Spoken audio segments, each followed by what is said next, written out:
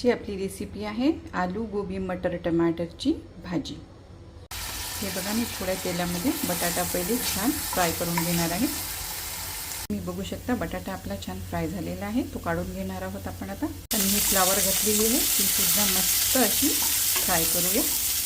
Flower पण मस्त fry झालेली आहे, ती सुद्धा आपण काढून घेऊया। कढईमध्ये तेल घातलेलं आहे, आता मोहरी घालूया। त्यानंतर लसूण अद्रक पेस्ट, थोडी हळद, लाल तिखट, थोडी धनिया पावडर, थोडा गरम मसाला। आता यामध्ये आपण टोमॅटो ॲड करणार आहे, सोबतच हिरवे मटार घालूया। टोमॅटो छान फ्राय झालेला आहे, आता यामध्ये आपण फ्लावर घालूया।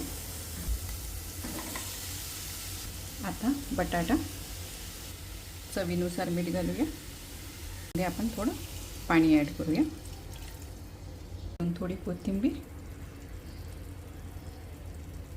आता यावर झाकण ठेवून आणि 10 ते 15 मिनिटं आपण हे छान शिजवून घेऊयात। इथे तुम्ही बघू शकता आपली गोबी आलू मटर टमाटर अशी खमंग भाजी रेडी आहे।